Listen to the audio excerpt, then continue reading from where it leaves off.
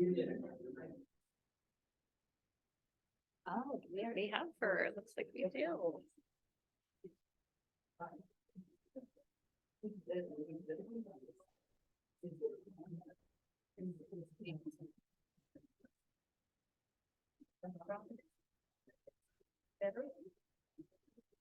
All right, looks like we're connected, which is great. For anyone leaving too, guys, don't forget to at least put your email. Even if you've been here before and you wrote your name, just make sure I have your email so that I can follow up with you on the film radar.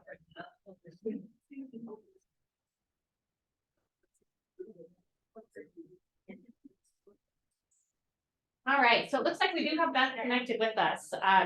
She's a few minutes early, so she's probably going to jump on here in just a minute. But while we're waiting for Beth to join, what did everyone think? This one was really heavy for me to watch personally.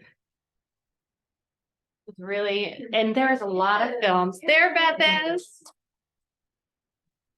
Hello, Beth. Let me see if I can make you our full screen too, so I don't have to look at myself here. Okay, hi. Hi You're there. Angela? I am. It is a pleasure to meet you. You too. Thank you. And thank you so much for being with us, Beth. I'm going to point you in the direction here of who you are with today. Hi, everyone. Nice Everyone to say meet hi you. to Beth. Hi. So, Beth, we recognized that you were a little bit early, so I was just filling some time. Thank you for jumping on even a few early. I just wanted to make sure I was connected properly and set up so I didn't hold you folks up. Oh, well, thank you for that. It's kind of a funny story, actually. I mean, most in the room don't know Beth. But you know, another gal was going to lead our film today, and then I ended up connecting with Sandra, who's the director of the film, late last night. And at the final hour in the evening, I am connected to Beth, who graciously agrees to be with us here this evening, 7 p.m. your time, right, Beth? Correct. So that is just another really warm, heartfelt thank you. No problem. We honor your voice and your time, your experience with this. And we all just wrapped the film. And as we were waiting for you to join, I kind of posed the question to our audience here. What did everyone think? How did that land? That's what I would like to know. Oh, and I already let them know that for me, there are plenty of films that we screen monthly that are heavy, but this one was heavy for me. I get tears still every time I watch it at certain points. Yes, I bet. Audience, I want to hear from you guys as well. Who wants to share just how this film landed for them? Or will anybody share? Yes. I'll share, because I was a nurse too. And I've seen different systems come through, and I've seen the medical care change to a corporate for-profit thing, no matter what they say it is. And I think what you people went through is incredible. And we're all going through this change in our medical care for many different reasons. It's a model of how we do business, whatever, even if it's healthcare business here in this country. And we need to stay together with people like you to keep on track. Well, take what you gave of yourself. Well, I'll tell you, speaking with Sandra yesterday when she called to see if I would be able, can you hear me okay? We can, yep. When I spoke with Sandra yesterday when she called to see if I was available to fill in for her tonight, she told me that the number one request for access to the film is college libraries, university libraries, where young people who are studying to be doctors or healthcare policy advocates or things like that, those are the number one requests for the film. So take heart in the knowing that the young people who are coming up, this is important to them as well. and they are becoming advocates and uh, uh, learning what is going on so that they know how to address it in the future when they become the people who are making the decisions. And to me, that was some of the best news I had had in a while. Yeah, very good. That is so encouraging. Thank you, Beth, for sharing that. Yeah. Yeah, I agree, you know, on the lines of advocacy overall, it really seems that especially in today's time, where I think going back, there was a certain level of just acceptance and trust. You know, whether that was deserved or worthy, what have you, that was there, that isn't there anymore. And I think just the understanding that advocacy is critical to change. It's self advocacy. Correct, yeah. You no longer can you just sit back. In my area right now, my aunt is 79 years old. She'll be 80 in August. And I was just with her the other day, and her PCP that she's had for over 20 years is retiring because he just can't stand it anymore. He's trying to remain independent, but it's so difficult for these doctors to remain independent and not become part of a corporation because insurance doesn't want to deal with independence. Um and there's just so many hoops for them. And she said, well, can you recommend anyone to me? And he said, no, I wouldn't put you in the care of anybody that that's out there right now. Which is, she just looked at him and was like, what do you mean? He said, they're all corporate employees and I don't know any independents to send you to now. So what she's doing a tour of doctors right now, interviewing them to see who she wants to trust her care to. Yeah. That's a very interesting point because most of us in this room can remember the time. I can remember in the small town where I grew up, that when I was sick, the doctor came and was sitting right by my bed in my bedroom, talking to me, and all it took was a telephone call from my folks to bring it. Now, the kids that are growing up right now might never, they won't have that opportunity, but many of us do remember that. But I have to say, I like the idea that your aunt, did you say your aunt, shared you that doctors are feeling the same way. It's not just that the patients are victimized, the doctors are also being shoved into something that they don't like either. Now, maybe not all of them, but certainly there are people who are being shoved into a way of life in their careers that they didn't ask for, they didn't want. No, that's exactly true. It's for office management purposes and billing purposes and stuff. It is so difficult for them to remain independent. And you know, I go to my PCP, and all he wants to do at this point is prescribe medication. I tell him I'm still dealing with the cancer. And I have to see my PCP every 3 months. And every time I go, he says, how are you feeling? And I say, oh, I'm okay. I have an ache here, which is generally caused by the chemotherapy that I'm on. And he says, oh, I can give you a prescription for that. And I'm like, I don't want a prescription for it. I'm only here because my insurance says I have to be here because I have an oncologist that handles everything else. But you have these corporate PCPs and they get 15 minutes with you. You don't really get to tell them everything that's going on because really all they want to know is if they can write a prescription for it. Yeah. The wellness checks that we're supposed to get, are those mandatory? Or are those, if you don't do that, Does anyone know in the room for sure? I would wager that they're not mandatory, but do you So- know, Beth, if the wellness checks? So we have annual wellness checks out here that everyone's supposed to get, and perhaps you guys do too out there, but she was asking if they're made. I'm not familiar with that, so I can't really speak to it. Okay, but Medicare wise, they're not mandatory. No, Yeah. they've done a lot of good. They pay you. That's had a lot of good come out. They tried to get people to do it. Yeah, right here. Is there any move to try to get doctors to join with your group? I mean, I can understand how it would be difficult for them employment wise.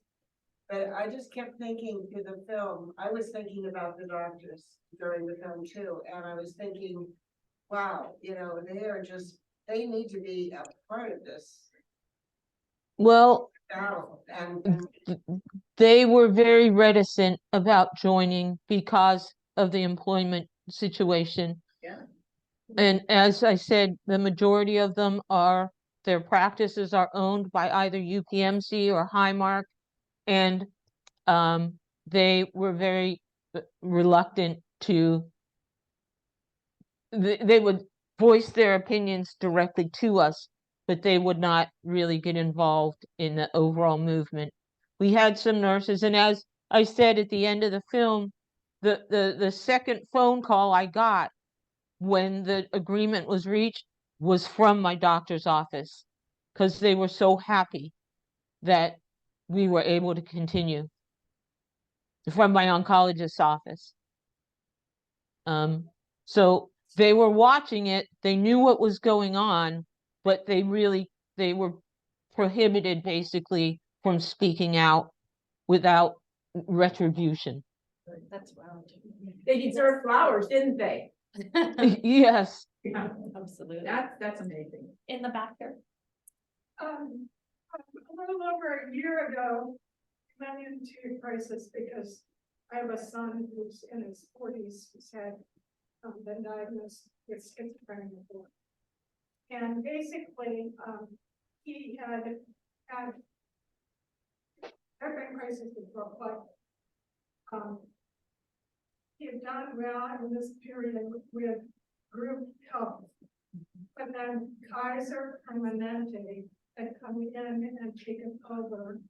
And so we're in this crisis and we're suddenly in a free for all where Kaiser had basically jettisoned the mental health patients that were under Medicare. Now, Medicaid is part of this complicated thing. So I'm in the middle of this trying to, I mean, we make good laws, but then things don't work out. So I didn't know this, and I'm on the internet trying to figure out what this is. And Kaiser Permanente was never really health cooperative. It was industrial medicine. The doctors were separate from the get-go. They have a big PR front. They have different, I mean, thanks to Wikipedia and trying to delve into following notes. So what I found was that so many of what was supposed to be, there were these echelons, these tiers of takeovers. And what was supposed to be, things have gotten very confused. I mean, we know locally what happened with the ransomware, you know, that hit the Francisco and my chart and how people couldn't get services. We know the other entities of multi-care, there have been things, but basically, there are nonprofits with parent companies that are profit making. And it's being bought and sold at a stockholder situation. I could see these tiers. So I was getting a different picture from what you've experienced. All of the things that people have said, and who you can be referred to. One of our local Franciscan hospitals, again, nuns to start with, just was reported by the Seattle Times, news coverage just doesn't do anymore. They've had and said that, oh, they operated at such a big loss that, that they have laid off 700 employees. And that to me, it smacks of tearing down hospitals because you want to build it. I don't know what's happening. I think, Well, it's not about voice, is. I'm sorry, the very end of what you said broke, kind of was broken up. And- Well, I said that this particular, you don't know what's happening, in terms of if it becomes, if a conglomerate, or they take over, they merge. So what are they really reporting if they've said they've lost all of this money? And so they have to lay off several hundred employees. I mean, it's trying to understand. So. Well, I can, I'm not asking for answers, I'm just saying, there is. well, I can tell you that in Pennsylvania, UPMC is the largest private employer in the state. And they just announced recently a number of layoffs. Now, they're short-staffed in nursing, they're short-staffed in physicians, they're short-staffed in housekeeping, they're short-staffed in maintenance, but their billing department is so huge. And that's where they're laying, I believe that's where they're laying people off from.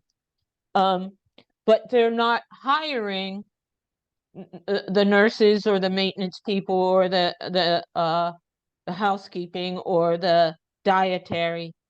But they are laying off billing, which as a person who gets billed by UPMC, I recently got like a couple of weeks ago, and now we're talking March of 2023, I got a bill for an MRI that I had in October of 2022. I thought that that bill had been taken care of by my insurance company, but no, I suddenly got an $800 bill in the mail on top of the other bills that I'm getting now. But I just as far as the taxes and the what they're buying and the profits that they report or the profits that they don't report, I can tell you in March, the Commonwealth Court in Pennsylvania, they stripped a hospital system of their purely public charity status because they, for history, in 1985, the Pennsylvania Supreme Court passed a law that said to be a purely public charity, or they upheld a law, to be a purely public charity in the state of Pennsylvania, you have to meet a 5-prong test. And the 5th prong of the test is that you operate entirely free from private profit motive. But in March, the Commonwealth Court found that this hospital system they were charging exorbitant management fees, just ridiculous management fees for billing practices and things of that nature. And then they were rewarding the executives for maintaining those high management fees. So that negated their purely public charity because they were working for profit, because they were paying these executives rewards for their financial success. Now, I live in Allegheny County, which is in Western Pennsylvania. UPMC owns $22.1 billion worth of property, which is exempt from taxes. Oh, wow. They avoid paying $82 million in property tax alone on an annual basis. just to get I have my notes here, just so I have my numbers correct. $58 million of that 82 million would be paid to local governments and school districts. So imagine how many teachers could be hired, how many school supplies could be bought, how many underprivileged kids could have tablets, so when they have to do at-home learning, they could have a tablet so they could actually learn, or how many roads could be paved, or how many senior centers could be funded with that $58 million. So here, and as you saw in the film, the executive, the CEO, Mr. Romoff, made, I forget how many $1 million when he was interviewed by Leslie Stahl. When he retired last year, his salary was over $8 million. Okay. So I'm not sure if I'm answering your question or if I'm on the same page as you, but that's the status here in Pennsylvania. And we have, thank you to Attorney General Shapiro, who was in the film, is now our governor. And he is not letting go of this subject now that he's governor. He is, I'm sorry. That's great. Everyone's giving that a 2 thumbs up. 2 thumbs up. Excellent. Yeah. And we now have a mayor in the city of Pittsburgh who he has just recently named a commission to study the nonprofit property owned, tax exempt property owned by these corporations that are supposed to be public charities providing healthcare services to our communities. That's really promising to hear. Yeah, Yeah. that's promising to hear. I would love that kind of oversight and look into just the mergers and acquisition piece as well, more governance around that. Oh, for sure. Oh, yes. Yeah, my background is in healthcare too, so, just from the time I started to see what's happened is really, really disappointing.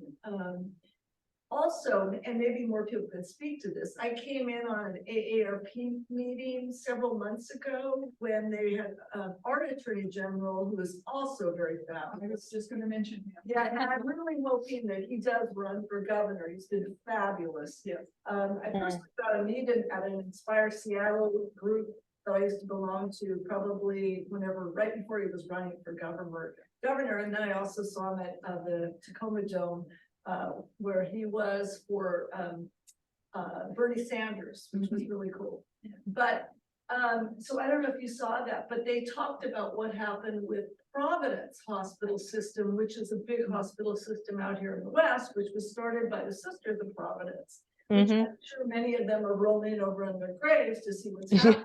Because I believe that the CARES Act bill, they got a lot of money. A lot of these nonprofits got money during COVID. Yes, they did.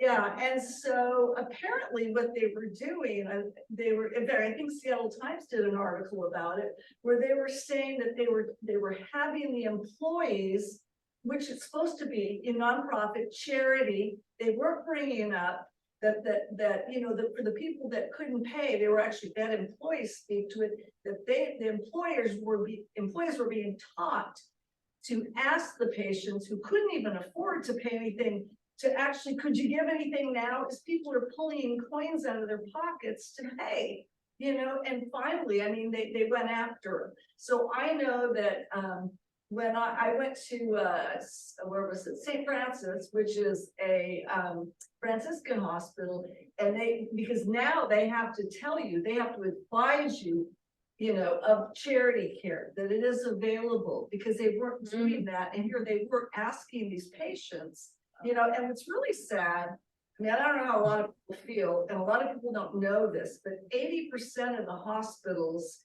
in the state of Washington, and I also believe Compassion and Care, which I think is there's one out of, I think, Vermont or something, and I was in on reading something about the same situation, where they're run by the Catholics, and I'm not, I mean, I went to Catholic school for 9 years, but I'm really appalled to think that they are really running the show when it comes to, you know, and of course this is political, but abortion, transgender, end of life. In the state of Washington, we passed a bill for death with dignity. And the Catholics are not allowing this, you know, and I don't care what religion it is. I don't think religion should be involved in healthcare. And I don't disagree with you there, but Yeah. we had a hospital here, Mercy Hospital, run by the Sisters of Mercy, that I don't remember how old it is, 100 years old or something like that, and UPMC in the last few years took it over. And the sisters fought and fought and fought against it.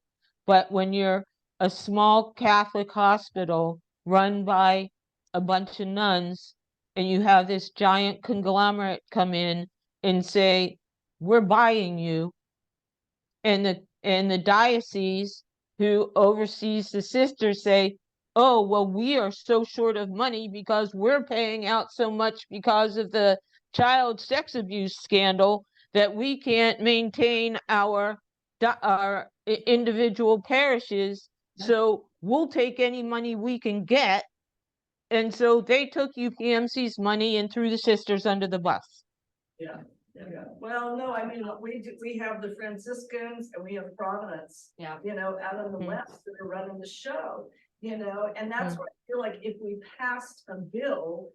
Yeah, and I said, I don't care what religion, I'm not anti-religion, I'm just saying, it's all about your own body, your people's bodies, their own choices, you know, what they want to do. What church they go to. Right. Well, I mean, again, without, I don't want to denigrate any religion because I believe in all religions. right, I agree too.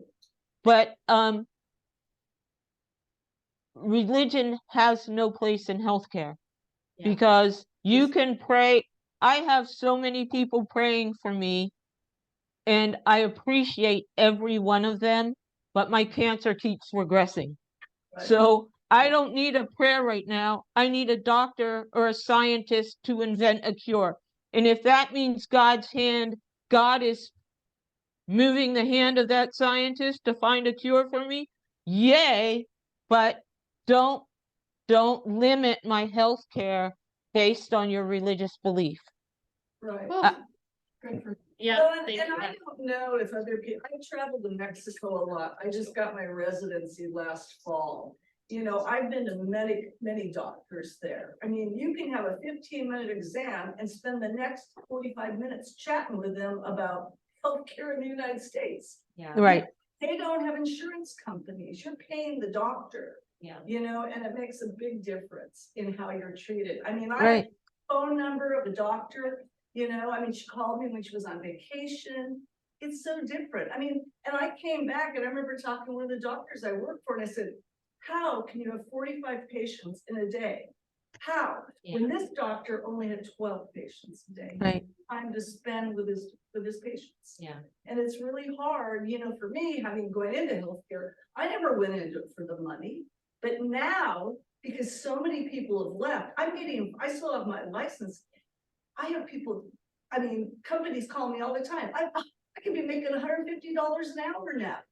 When I was making $15 an hour when I got out of school, and it's insane.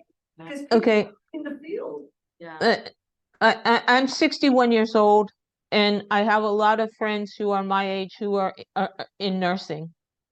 And when I talk to them or I talk to younger people about nursing, my friends my age went into nursing as a vocation. Right. That was their vocation. That was what they were passionate about. Now, the younger people who are going into nursing are working for these corporations rather than for private hospitals. And it's no longer a vocation, it's a job. Yeah. And all they want to do, they follow the corporate policies. They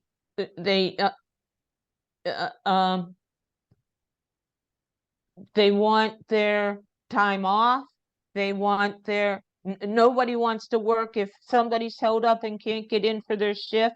Well, they're not going to stay and work until that person can get in for their shift. They're only scheduled for 12 hours. They're out of there.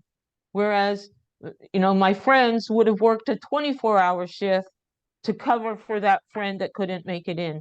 But now healthcare is a job. It's no longer a vocation. Not for all.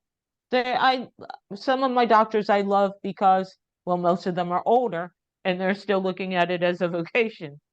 They're calling, So, yeah, they're calling, exactly. sure. There were some other questions or comments? Yes, I just wanted to make a comment about several things. The one statement that stood out for me was, healthcare does not want people to get well. Yeah. Because then they lose their money. And Because, right. That's up right there. The other statement was, Chuck's they had them all there. But that taxes, not for profits, that whole thing, if they're paying that much money to people for their not-for-profit status, that should not exist. They should be paying taxes. I don't think there's any such thing as a not-for-profit. I don't think that exists anymore. It does not exist. Well, I don't know. There's a program do any of you watch CBS Sunday Morning? Yes. The news program? Well, the news and entertainment program. This past Sunday, I believe it was, they had a story on about a gentleman who used to be in collections, healthcare. He worked for a collection company.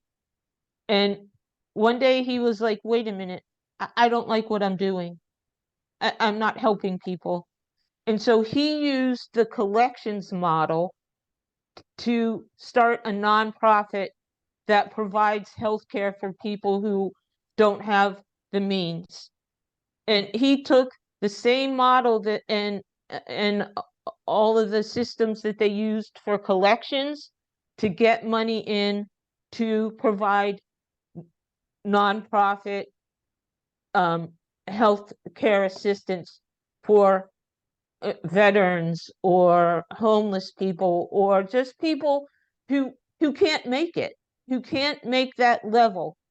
And so I can't say that there are no more nonprofits in the healthcare system that are helping people, because there are these people out there, but they're so few and far between, and their funding is lacking.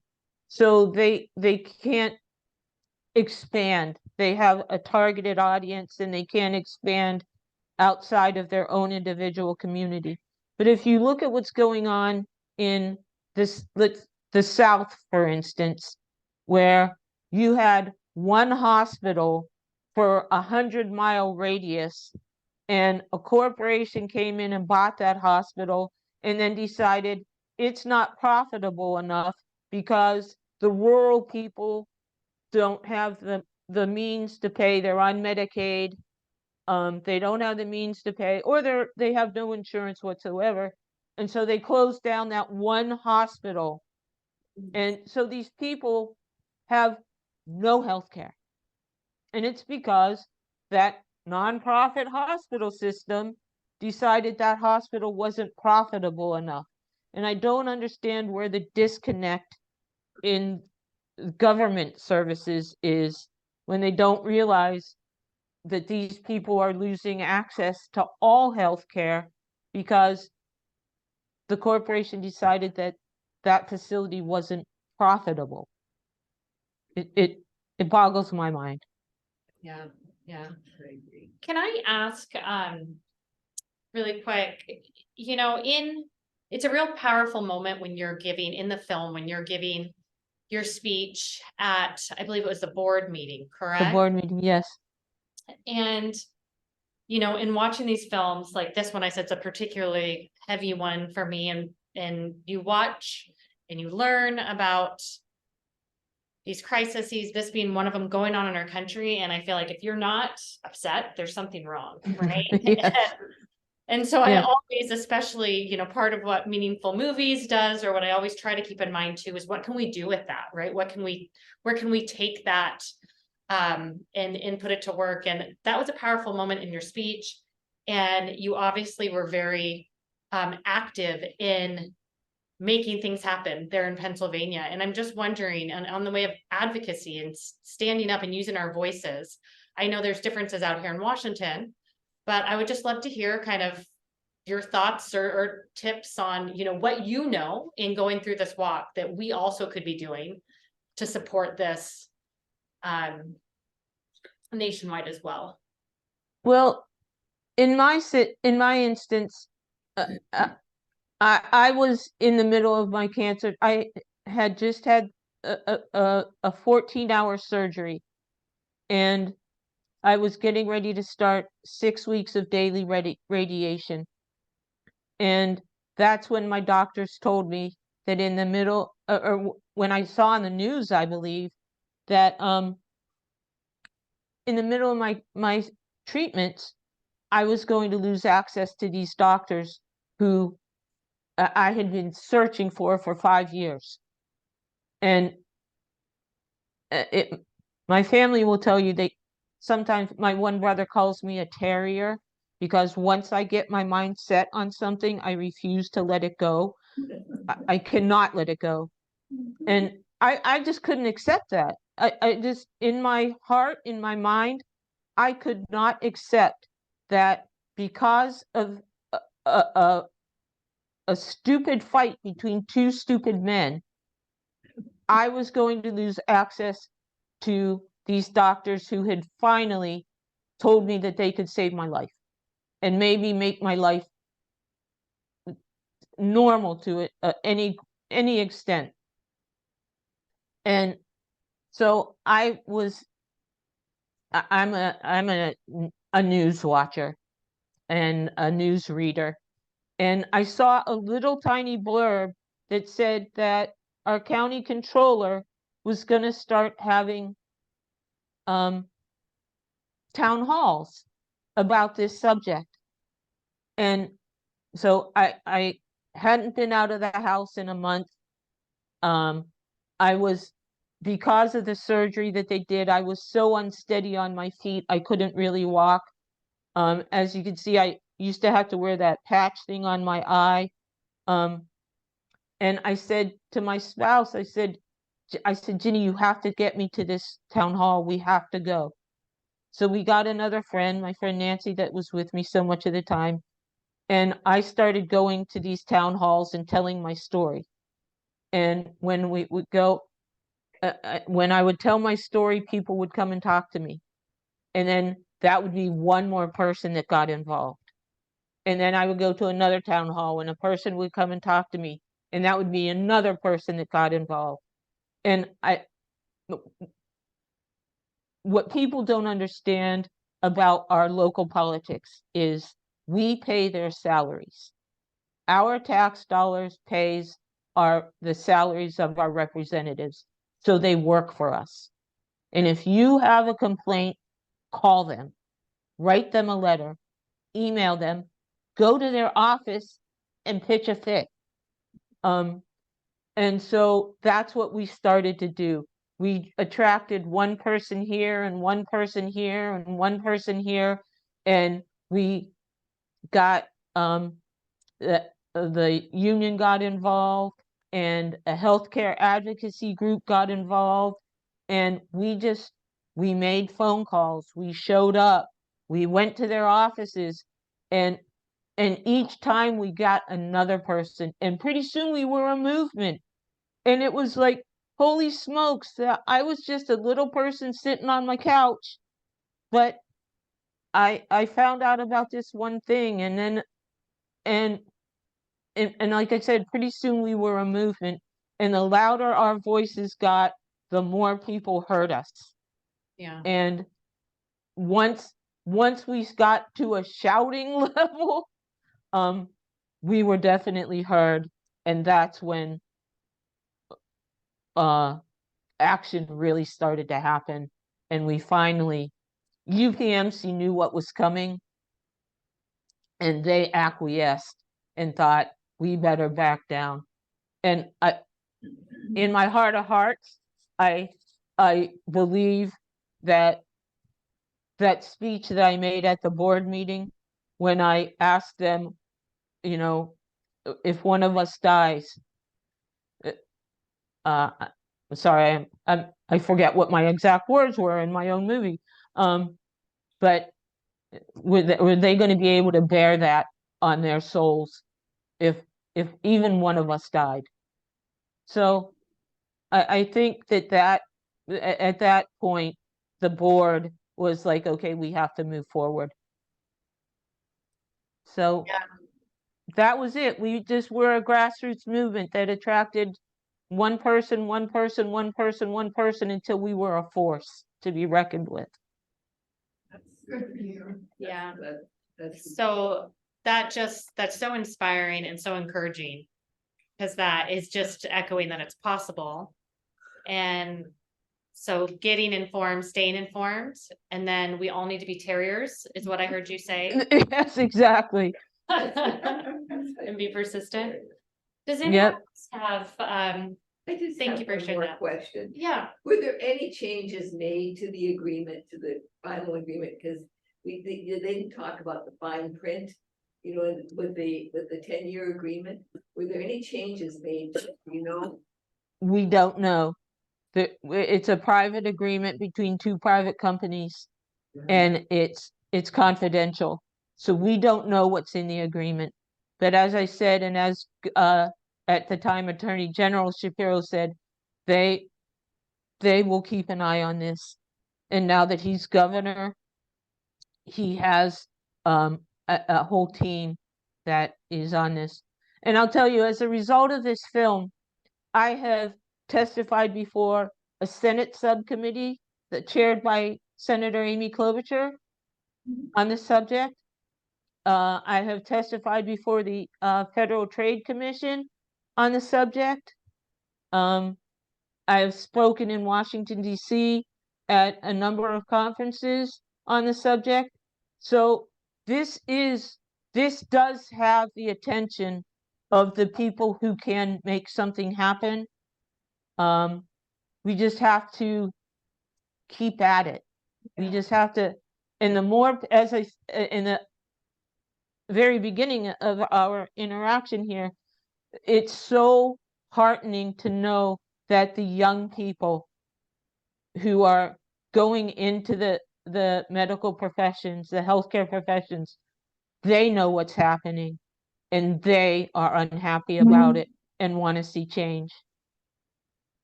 So Thank you very much. What's that card that you have to carry if you have an animal with you that's your part of your life support? oh, What's yeah, that card called? it's a service. a service animal, yeah. Yeah, so you need one of those because you're a terrier, but you're important. That's great. I can't. My wife is going to be interested to hear that. So Beth, before we wrap today, and just again, like you talking about the power in storytelling, which I just think couldn't be more true. It allows people to see real people behind these Yes. messages, right? And we're just thank you for being willing to share yours and expand on it here today. Oh, I'm very happy to do it. Is And there anything you'd like to share before we wrap, or anything that you want to leave us with from the film? I'll definitely be in touch with you via email if you think of something later, but all I can say is that the healthcare system in this country is a mess, and we all know it. And you folks have been dealing with it for longer than I have. And I'm not a believer in 100% socialized medicine as in other countries, but I do believe in Medicare for all. You have to buy a private supplement from an insurance company to take care of things that the government Medicare doesn't take care of, correct? So the insurance companies aren't going to go out of business. If with 300 million people have to buy a supplement, they're still going to be making money. So when they say that it'll put all these people out of business, all these companies out of it, it's not true. So getting people to understand that the fear mongering about socialized medicine, I mean, I have to wait 6 weeks for an MRI, 3 months for an MRI. If they tell you that socialized medicine, you're going to die in the streets if waiting for a doctor. It's not true. So when you educate yourself, when you don't have an argument with other people, but try to gently educate them, then maybe at some point we will have some movement.